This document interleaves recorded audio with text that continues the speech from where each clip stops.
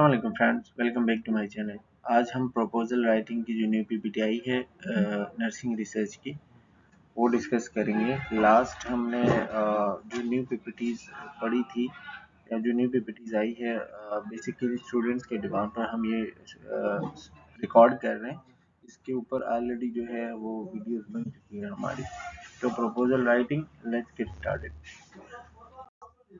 सबसे पहले जो है आपको बताया गया है राइटिंग द प्रपोजल, कि प्रपोजल है क्या, क्यों लिखा जाता है, क्या चीज़ें होती हैं। ठीक है, तो सबसे पहले ये है a written proposal help you या helps the students, the supervisor and the ethics committee an institution that are willing to provide support to understand the research idea and the requirement for the project. ठीक है, कुल मिला के बात ये है कि मतलब प्रपोजल राइटिंग का मतलब ये होता है कि आपका जो है बेसिकली रिसर्च है क्या। ठीक है, और फिर आप जो है उसको कैसे प्लान करोगे। मतलब रिसर्च ये होता है ना कि आप कोई रिसर्च करने जा रहे हो तो उससे पहले आप अपना तरीका कार लिखते हो, जिसे प्लान बनाते हैं कि भाई हमने जो ये रिसर्च करना है, ठीक है, तो इसमें हम क्या क्या चीज़ें यूज़ करेंगे, कौन सा तरीका कार यूज़ करेंगे, किसके ऊपर करेंगे, कितने टाइम में करेंगे। ठीक है, आप पूरा एक प्लान बनाते हो। ठीक है, जिससे जो है आपके पास एक पूरा, आप कह सकते हो कि एक कंप्लीट डेटा होता है और सबको पता चलता है कि भाई वो आपका रिसर्च क्या है, उसको अंडरस्टैंड करते हैं। ठीक है, अब ये बेसिकली जो रिसर्चर होता है, ठीक है, उसको हेल्प करता है कि भाई मैंने किस ट्रैक पे जाना है। जो सुपरवाइज़र होता है जो आपको गाइड करेगा, उसको भी हेल्प करता है। इसी तरह जो एथिकल कमेटी होती है वो ये देखती है कि भाई आपका रिसर्च सेफ है, फेयर है। ठीक है, इसी तरह जो आपके फंडर्स होते हैं, यानी आपको रिसर्च के लिए जो फंड देते हैं, यानी आपका इंस्टीट्यूशन हो गया, कुछ लोग होते हैं, ठीक है, तो वो आपको, उनको भी हेल्प करते हैं रिसर्च प्रपोजल कि वो आपको फंड करे या ना करे। तो ऐसे जो है कुछ रिसर्च प्रपोजल का मकसद ही यही होता है कि वो एक तो पहले आपका प्लान बताते हैं, दूसरा ये कि वो आपको, आपके लिए एक मतलब एक प्लान होता है, एक समझने के लिए चीज़ होती है। जो आपका सुपरवाइज़र होता है, आपके जितने भी गाइडेंस देने वाले जो लोग होते हैं ना, तो उनके लिए एक चीज़ होती है, एक एक पहले से बना हुआ प्लान होता है। ठीक है, अच्छा, फिर उसमें जो है क्या क्या आता है कि आपका जो है उसमें टाइटल लिखोगे। टाइटल जो है पहले, सबसे पहले आप कॉन्साइज, यानी कि बिल्कुल शॉर्ट और क्लियर होना चाहिए। तकरीबन ये जो लिखा है ना, मैक्सिमम 12 वर्ड्स, यानी 12 अल्फाज के अंदर अंदर उसमें होने, 12 वर्ड्स होने चाहिए। और उसमें जो है आप प्रपोजल लिखोगे। जैसे फॉर एग्जांपल आप लिखते हो a proposal to study the effect of, ऐसे कुछ भी लिख सकते हो। जैसे ऑनलाइन लर्निंग के बारे में करो, a proposal to study the effect of online earning. ठीक है, इसी तरह उसमें ऑथर का जो है वो लिखोगे। ऑथर ये होता है कि मतलब जो लिखने वाला होता है ना, जो ये लिखा हुआ है, कि मतलब जो लिखने वाला है वो किस क्या कह सकते हैं कि जो आपका इंस्टीट्यूट है या आपकी यूनिवर्सिटी है। ठीक है, इसी तरह आपका जो है वो कांटेक्ट नंबर, ईमेल, इस तरह की कुछ। और डेट ऑफ डॉक्यूमेंट, यानी कि जिस डेट पे आप ये लिखोगे या जिस डेट पे आप उसको सबमिट करोगे, तो वो पूरा आपके उसमें आ जाएगा। सही है, अच्छा, फिर दूसरा जो है वो आती है उसमें समरी। समरी क्या होती है? It provide the main elements of the study, the importance of the study and its contribution to nursing, the proposed methods and the procedure and the schedule. ठीक है, इसमें मतलब समरी ये होता है कि आप ये तो वैसे लिखते सबसे लास्ट में है, लेकिन प्रपोजल के मेन पेज के बाद दूसरी चीज़ होती है जो आप रखोगे। वैसे लिखते सबसे लास्ट में, जब आपने मतलब रिसर्च कर लिया, पूरा सब कुछ कर लिया, उसके बाद ये आप जो है वो लिखते हैं। ठीक है, लेकिन रखते हम पहले हैं।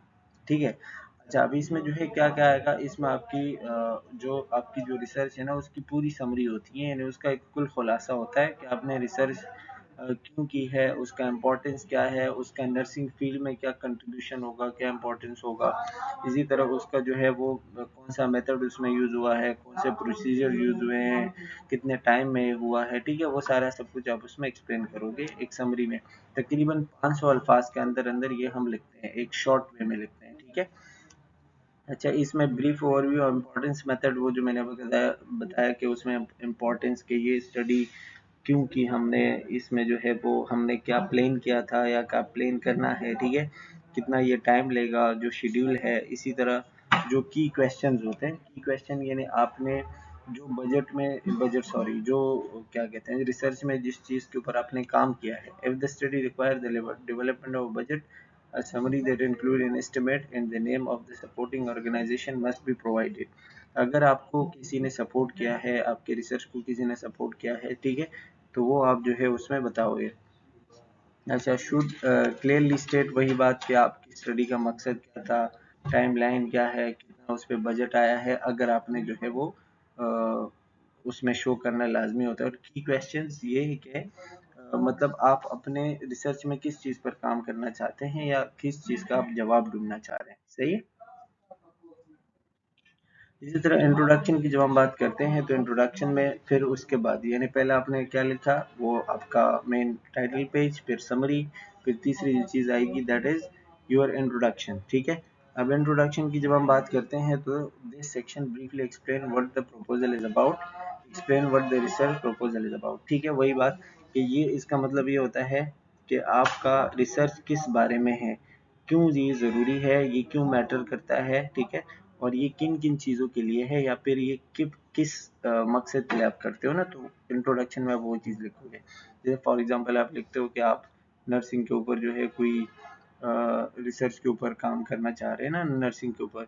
अब वो नर्सिस के अंदर डिफरेंट टॉपिक्स होते हैं, तो वो जो है आप उसमें बताओगे, ठीक है। फॉर एग्जांपल इसमें आप क्या इंक्लूड करोगे, अपना जो है provide conceptual and contextual definition of की वेरिएबल्स। की वेरिएबल्स यानी कि आपने अपने रिसर्च में जिन चीज़ों के ऊपर काम किया है। फॉर एग्जांपल आप कह रहे हो कि ऑनलाइन लर्निंग फॉर नर्सेज, तो नर्सिंग फील्ड उसको आप एक किस्म का डिफाइन करोगे, ऑनलाइन लर्निंग को डिफाइन करोगे, ठीक है।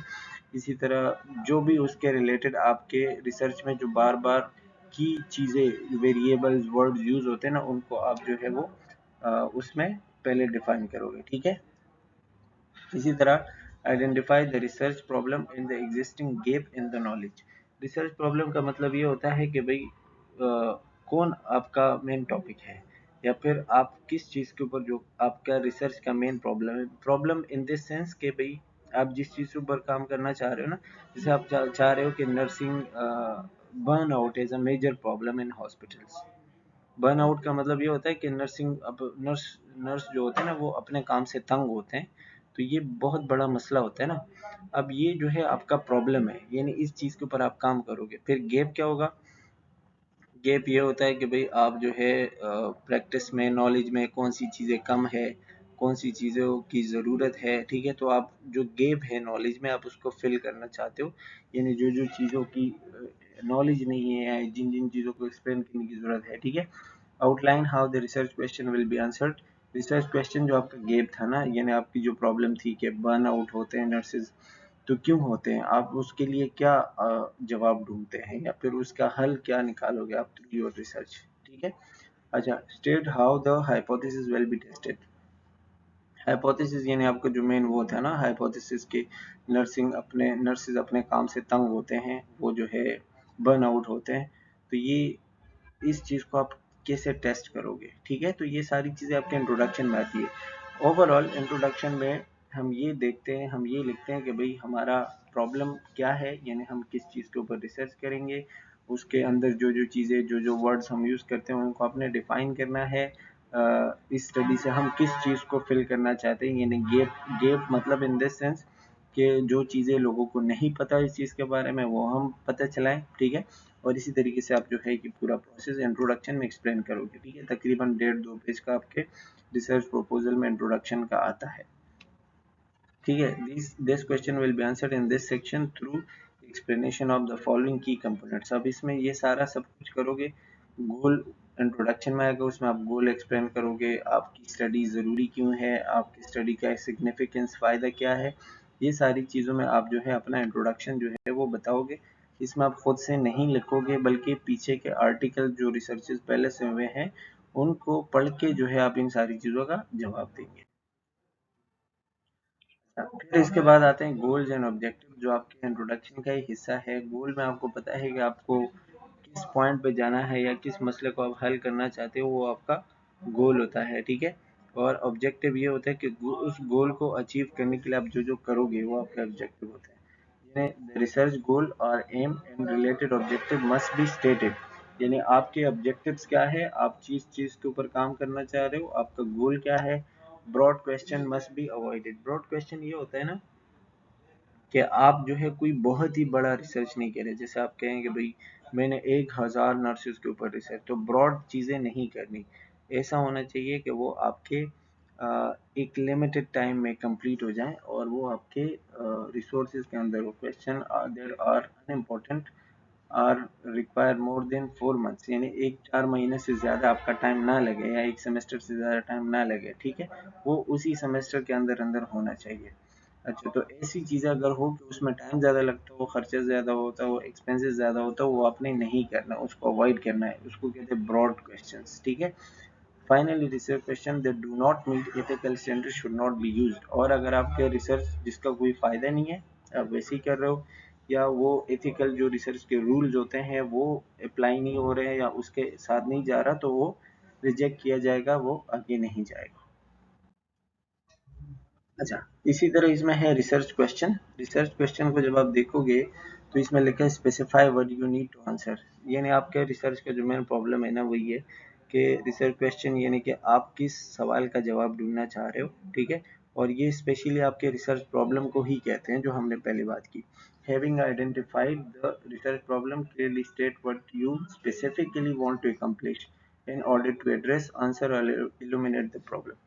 इसमें ये पर्पस ये होता है ना कि हम चाहते हैं क्लियरली अपने रिसर्च क्वेश्चन में ये बात बताते हैं कि हम किस चीज़ के ऊपर काम करना चाह रहे हैं या हम किस चीज़ का जवाब ढूंढना चाह रहे हैं, ठीक है। तो वो जो है आपका रिसर्च क्वेश्चन कहलाएगा। अच्छा, फिर हाइपोथेसिस आपका क्या होता है कि this is the prediction of outcome of the research study, यानी कि आपने अपने हिसाब से जो अपना एक हाइपोथेसिस लिखा है कि भाई इस रिसर्च के बाद ये काम हो जाएगा या मैं इस सवाल का जवाब ढूंढ लूंगा, ठीक है, वो आपका हाइपोथेसिस होता है। हाइपोथेसिस जो है वो दो तरह का होता है, या तो वो नल हाइपोथेसिस होता है या अल्टरनेट हाइपोथेसिस होता है। नल हाइपोथेसिस यानी कि आप कहते हैं there is no significant difference between, वो जो हमने क्या कहते हैं लास्ट टाइम जब हमने वीडियो रिकॉर्ड की थी ना उसमें हमने पढ़ा था, मतलब इसमें आप ये बता रहे होते हो कि मतलब इस चीज़ का कोई असर नहीं पड़ेगा, जिसे हम कहते हैं there is no significant difference in burn out score between nurses who receive daily check in and those who do not, यानी आप नर्स को कोई ट्रेनिंग देते हो, ठीक है, तो उसके बाद और उससे पहले नर्सेज के ऊपर कोई असर नहीं पड़ेगा, तो ये नल हाइपोथेसिस होता है। और अल्टरनेट हाइपोथेसिस वो होता है जिसके ऊपर कोई असर पड़ता है, ठीक है, या फिर आपका रिजल्ट चेंज आएगा, देयर इज नो सिग्निफिकेंस। तो इसी तरीके से जो है वो दो तरह के हाइपोथेसिस बताते हैं। अच्छा, इसमें ये बताया हुआ है कि देखें title objective research question hypothesis and analysis should align being talking about the same thing do not deviate from what you have had discussed in the title, यानी जितने भी आप आपके टाइटल रिसर्च क्वेश्चन हाइपोथेसिस जितनी भी चीज़ें हैं वो आपके मेन टॉपिक के साथ रिलेटेड होनी चाहिए। आपने बात शुरू एक चीज़ से की थी और ख़त्म दूसरे पे की, ऐसा नहीं होना चाहिए, ठीक है। हाइपोथेसिस जो है ना ये अब ये बात बहुत इंपॉर्टेंट है, ये पूछ सकते हैं। Hypothesis only for quantitative research design. Hypothesis जब हम बात करते हैं ना क्वांटिटेटिव और नल हाइपोथेसिस की या अल्टरनेटिव हाइपोथेसिस की, तो वो सिर्फ हम क्वांटिटेटिव रिसर्च में यूज़ करते हैं। यानी हाइपोथेसिस आप कहते हो कि इस चीज़ का ये असर होगा, इस चीज़ की वजह से जो है वो ये हो जाएगा वो हो जाएगा, तो आपका हाइपोथेसिस है ना वो सिर्फ आप क्वांटिटेटिव रिसर्च में वो कर सकते हो, क्वालिटेटिव में हम नहीं कर सकते, क्योंकि वो आप लोगों से इंटरव्यू लेते हो, आप जो है चीज़ें एक्सपीरियंस करते हो, तो उसमें आप लोगों से जो है वो क्या कहते हैं मतलब आप उनका एक्सपीरियंस देखते हैं ना, तो आप उसमें कोई हाइपोथेसिस अप्लाई नहीं कर सकते हो, ठीक है। अच्छा जी, इसी तरह ये सिग्निफिकेंस ऑफ स्टडी जब पूछते हैं तो सिग्निफिकेंस का मतलब होता है किसी चीज़ का फ़ायदा ना, तो justify why the study is needed, यानी आपकी स्टडी का फ़ायदा क्या है, इस ये आप क्यों कर रहे हैं, या ये अगर ये हम करेंगे तो इसका किसको क्या फ़ायदा होगा, ठीक है, तो वो सिग्निफिकेंस कहलाता है। Significance refer to the importance of the study, justification and for conducting expected contribution to the field. वही बात कि इसमें जो है आप क्या करते हैं, ये देखते हो कि भाई मतलब क्या है, जस्टिफाई करो क्यों स्टडी कर रहे हो, इसका फ़ायदा क्या होगा, फील्ड को क्या फ़ायदा होगा, स्टूडेंट्स को क्या फ़ायदा होगा, नर्सिंग के ऊपर कर रहे हो तो नर्सेस को क्या फ़ायदा होगा, ठीक है। ये आप अपने सिग्निफिकेंस में बताते हो, ठीक है, जस्टिफिकेशन देते हो, ठीक है। अच्छा, कंट्रीब्यूशन क्या होगा, यानी ये किस तरीके से मदद करेगा, इसके बेनिफिट्स और इम्फेक्ट्स क्या होंगे, ठीक है, वो सारी चीज़ें आप उसमें बताते हो। फिर इसी तरह डेवलपमेंट ऑफ पॉलिसीज़ की, ये इसकी वजह से क्या कोई नई पॉलिसीज़ बन सकती है, कोई प्रोसीजर हो सकते हैं, क्या पेशेंट्स की सेटिस्फेक्शन इम्प्रूव हो सकती है, क्या स्टाफ और पेशेंट की एजुकेशन पर असर पड़ सकता है, ठीक है। तो अगर इसका कोई फ़ायदा होगा आपकी स्टडी का, तो आपकी स्टडी जो है वो हो सकती है और आगे जा सकती है। इसी तरह लिटरेचर रिव्यू ये होता है, लिटरेचर रिव्यू जो है ये बहुत ही इम्पोर्टेंट और बहुत ही, आप कह सकते हो, मोस्ट जो बैकबोन होता है ना, बहुत ही ज़्यादा इम्पोर्टेंट होता है लिटरेचर। लिटरेचर में क्या है, it is very important to highlight other scholar work on the topic before this summary is written, database searches should be perform to avoid duplication in wasting time. मतलब ये कि जब आप रिसर्च करते हो तो आप पहले बंदे नहीं होंगे जो इस टॉपिक के ऊपर रिसर्च कर रहे होंगे, आप पहले से ही कुछ लोगों ने जो है वो रिसर्चेस किए होंगे ना इसके ऊपर, कुछ लोगों ने मतलब बहुत सारे रिसर्चेस हो चुके होंगे। तो आप क्या करेंगे, उनके रिसर्चेस को सर्च करेंगे, जो कि डिफरेंट वेबसाइट होते हैं ना, गूगल स्कॉलर और पबमेड और काफ़ी सारे होते हैं, 50-60 वेबसाइट है, तो उनसे आप उनके आर्टिकल्स निकालते हो, देखते हो। और इसका फ़ायदा और क्या होता है, ताकि आप डुप्लीकेशन को मतलब ख़त्म करें। डुप्लीकेशन मतलब ये क्या, ऑलरेडी एक रिसर्च हुआ है और आपने दोबारा उसके ऊपर करना है, तो पहले से हो गया है ना, आप उसमें कुछ डिफरेंट कर लो। तो अगर आपको नहीं पता कि पहले हो चुकी है रिसर्च, तो डुप्लीकेशन हो जाएगी, जो कि नहीं चलता आगे, ठीक है, तो आपका टाइम वेस्ट हो जाएगा। इसी तरह the research problem should be clearly defined and gaps in the literature should be identified.